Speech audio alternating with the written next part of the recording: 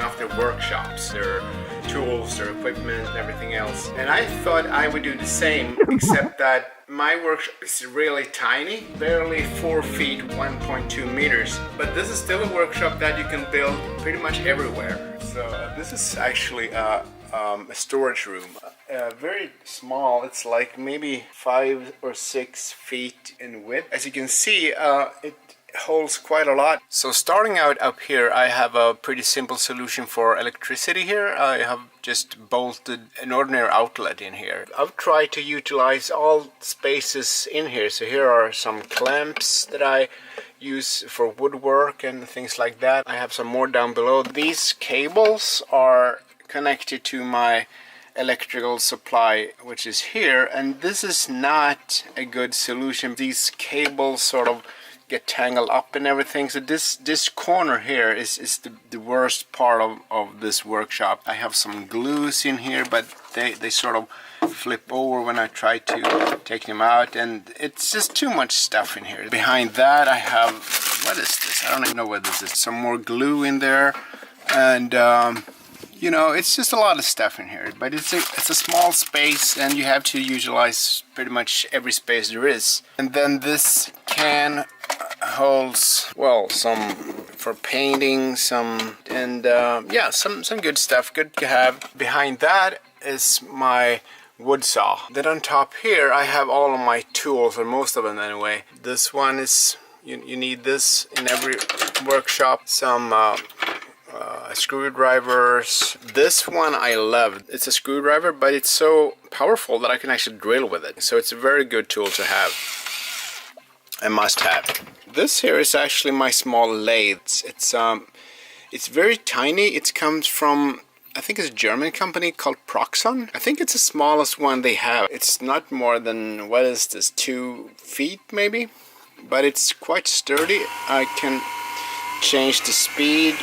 As you can see right now, I've used it for sanding things. So it's a quite versatile machine, but I would like the bigger version because this is a little too small. Then underneath I have managed to fit a storage space for you know, all kinds of stuff. Here's some screws and bolts, even more bolts in here. And what is this? I don't even know what this is. Yeah, it's, you know, some material for getting things together. What is the sandpaper? You can put this in here. This contraption here is actually if I want to film something and use my GoPro, I can flip this out and voila, and I can shoot whatever I'm doing down below. This thing is it's a small piece of wood with some hooks in it, and it's actually made for when I paint something and I want that whatever it is to dry, I can hang it up on these hooks and it sort of hangs in midair. And so what I do like about this setup is if I need to use the lathe, for example, I can sort of drag it out like that, and I have an easy way to lock it. So I just flip this thing down like that and it sits perfectly stable. When I don't need it anymore, I just flip that up and away it goes. In here I also have the small milling machine. It's from Proxon as well, called Proxon MF70. And the whole thing works basically the same way. You just pull it out like that and you can start using it. Now this thing,